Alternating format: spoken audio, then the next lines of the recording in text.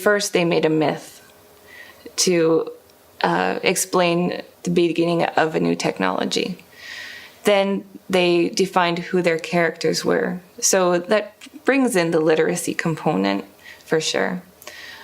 Then they were able to make a mask to represent each character. And then they had to present him. But afterwards, they're able to analyze and look back at their presentation and look back at their work. And they're able to pick it apart. And even though the other students will be giving them feedback, at the next stage, they really have to reflect on what they've done as a learner and realize how important each stage was for them. So in this lesson, I learned how to make plays and how to be more outgoing when you act them out. And in this lesson, I learned how to become more as a group and learn to work together. So today, we're going to be presenting your mask and myth presentations. Just to get prepared for that, would you be able to take your desk and let's make enough room so that we can all see the presentations up here.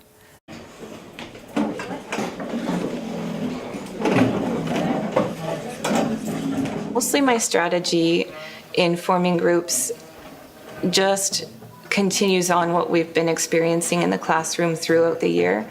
I have the students grouped in groups already. They're seated in desks together already. And that's just to help them learn from each other throughout the year and almost work as a team together.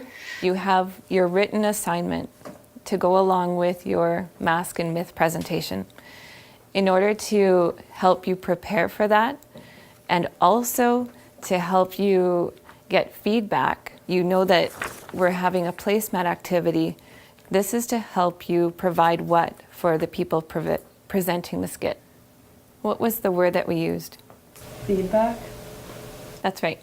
It's very motivating actually to making a good compliment about how I'm working. Like it took like a lot of work and then like they couldn't say something negative just to make me feel upset about something. Well, you have to consider the other person's feelings and the effort that they put into it when they make it. And when you're making suggestions towards them, you have to make sure it won't hurt their feelings and that it really matters to them.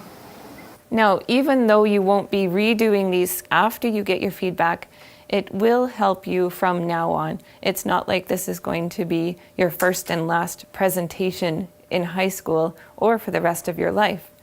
So can you think of instances where this kind of feedback or this kind of presentation could help you further along in either high school or after high school? If you have to write a speech or something, it'll help you present it better. That's right. The myth of the troubled Chepi tribe.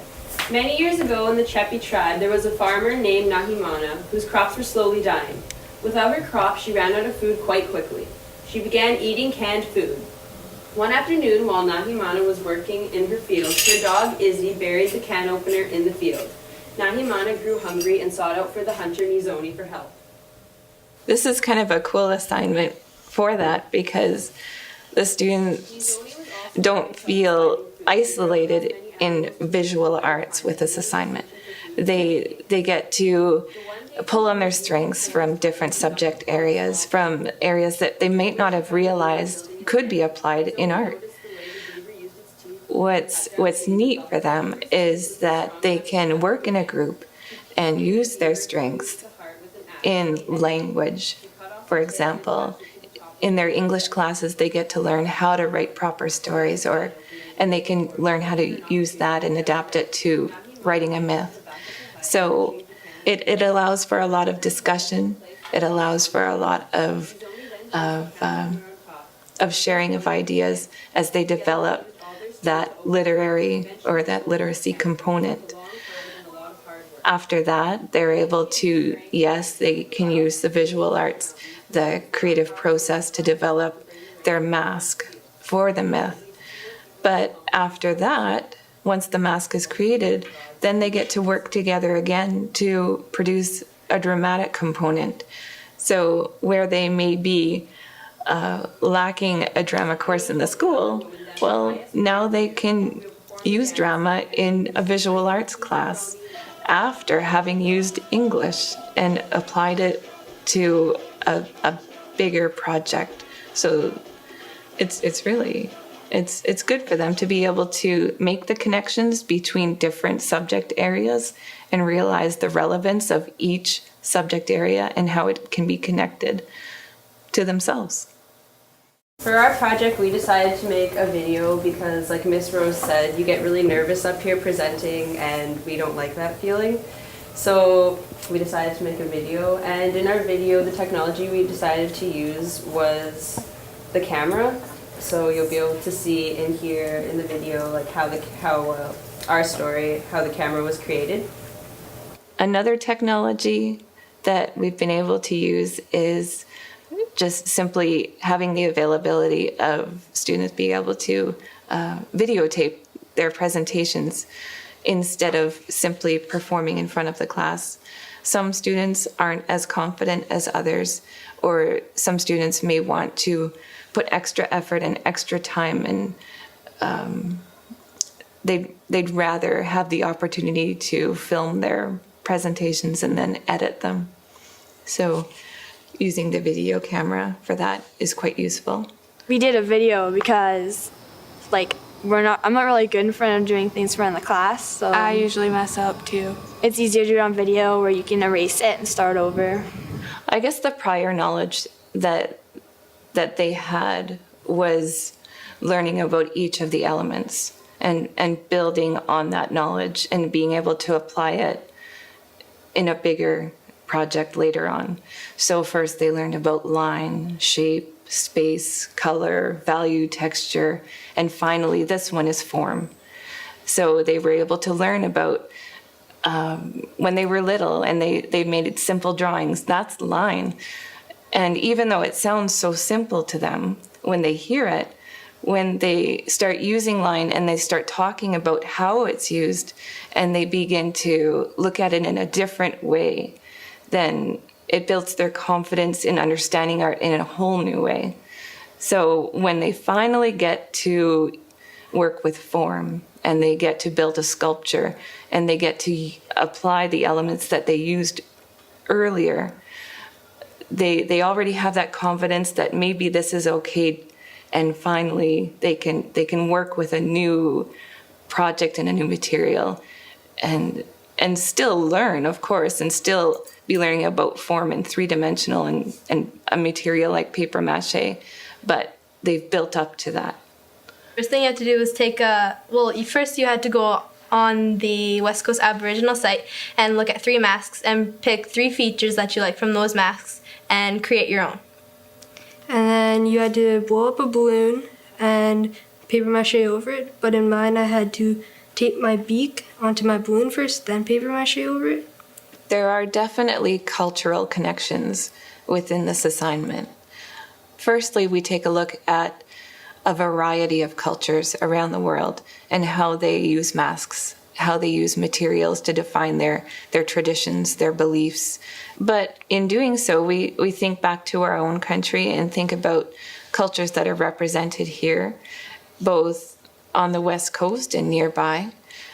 We often refer to the art of West Coast Native artists who have used totem poles, who have used certain symbols in order to convey their understanding of their world. And when students complete this mask, they get to take a look at those elements, and they get to sometimes even use some of those elements from West Coast Native art and apply it in their own artwork. So they develop connections with a culture that they may not be familiar with or as familiar with, and they're able to personalize it and apply it in their own life. Kind of does connect to your own inner story because of the spiritual thing of what they're seeing as their own perspective. It's like showing how you really are inside than you are on the outside. Creativity mostly comes from the inside. That's pretty important, really important to share. The elements of design are especially important for students to understand as building blocks, as their tools in art.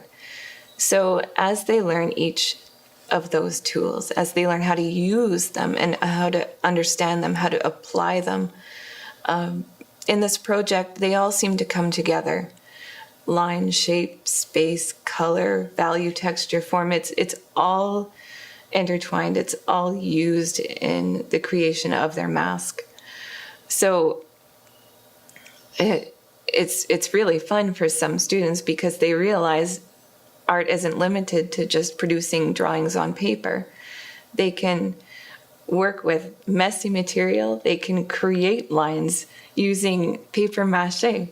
And it's beautiful for them because some students may not enjoy using their fine motor skills in a certain way.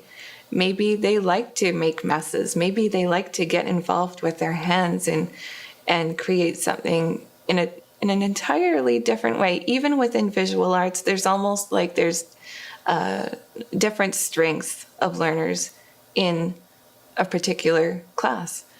And so where they may not be as successful as a person who draws, or they may not be as successful maybe when they paint.